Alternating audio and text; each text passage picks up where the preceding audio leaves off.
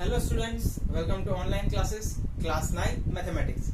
Today we'll be talking about polynomials and remainder theorem. So moving towards the remainder theorem, we'll start with the example that we did in the last lecture. If I tell you what is 16 divided by 3, you will very fast calculate this.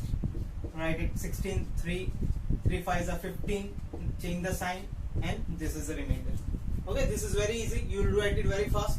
So now what can I write this in some other form, like 16 is equals to 3 into 5 3 into 5 plus 1 plus 1. If I keep it in bracket, 3 into 5 will be equal to 15 plus 1 equals to 16. So 16 can be written in this form when I have divided 16 by 3. Can I write it in this form? Yes. It is 16, 3 into 5 is 16 plus 1. 3 into 5 is 15 plus 1, that is 16. So what is this term over here? This is our dividend. What is this term? This is our divisor. What is this term? This is our quotient.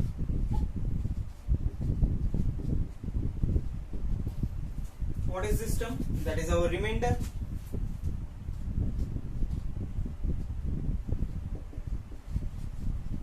So any number in the world, any number in the universe can be written in this form, that is dividend equals to divisor into quotient plus the remainder.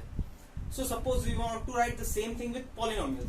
Here I have taken an example, 3x square plus x minus 1 divided by x plus 1. So once again we will very fast repeat the method also so that you can revise. I write x plus 1, that is divisor over here. 3x square plus x minus 1, that is dividend. I'll write it here.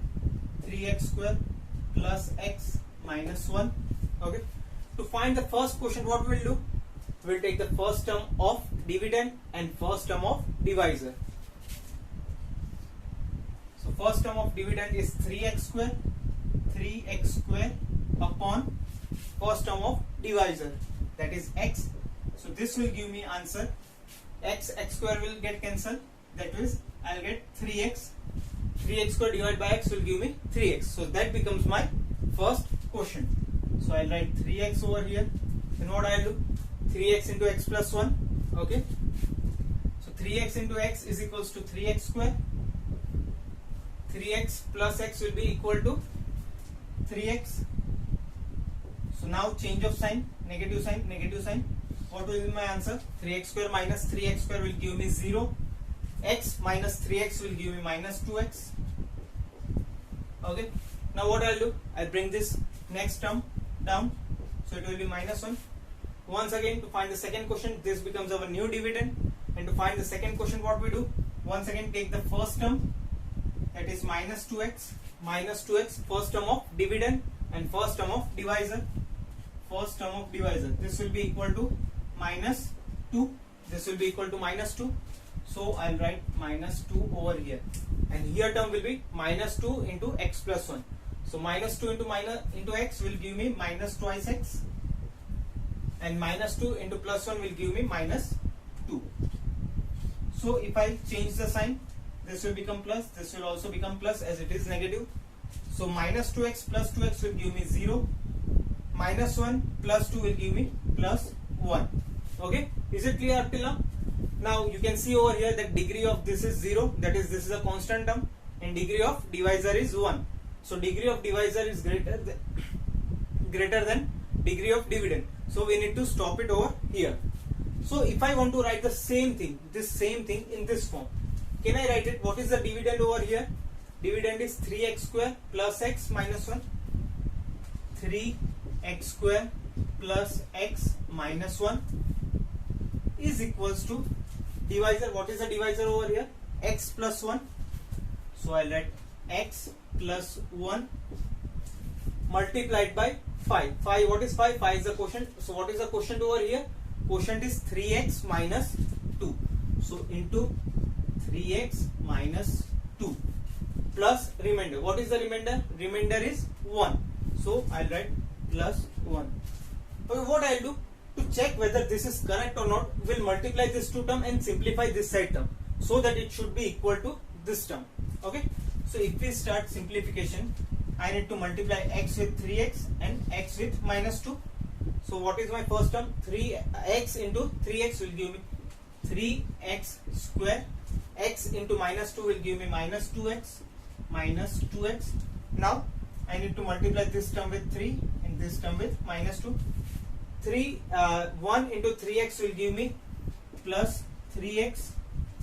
1 into minus 2 will give me minus 2 plus 1. This is the last term, that is remainder. So if I simplify this, 3x square, there is no other x square term, so I will directly write 3x square. Here there are two x terms, means minus 2x plus 3x will give me plus x. Minus 2 plus 1 will give me minus 1. So here can you see, this term is equal to this term. This both terms are equal, which means that this condition is correct, which says that this thing, the thing we have written, dividend is equals to divider into quotient plus remainder, is correct. So if I give different names to each and everyone, if I say this is p of x, I just say it. I am just giving it the name because they are in form of variable. Suppose this is p of x. Suppose let us say this is g of x. You can give any name also. This is quotient, so we'll give it as q of x. This is remainder, so we'll take r of x. So if I write this in a general form, okay, what is the value for this dividend? That is p of x. So I'll write it over here. P of x is equals to, what is it equal to? Divisor into quotient. What is divisor? Divisor is g of x is equals to g of x into quotient. What is quotient? Quotient is q of x into q of x plus 1, that is plus remainder, plus r of x, that is remainder. This is the theorem, remainder theorem. This is nothing but the remainder theorem. I hope this is very clear. This is very easy, right? Okay, only one condition is left to say. Here you need to know that degree of this term should always be greater than remainder. Degree of divisor should always be greater than remainder.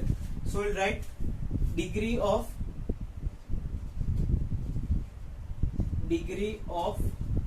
this, that is g of x. Degree of g of x should always be greater than degree of r of x.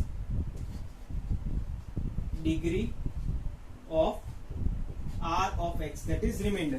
This is our condition where we stop. Whenever the degree of this divisor becomes greater than degree of the remainder, at that time we stop. And so this condition needs to be kept in mind, that degree of divisor or the degree of g of x should always be greater than degree of r of x. So students, I hope this theorem is very easy and very clear to you. So till then, keep studying, stay safe, all the very best, keep studying. Thank you.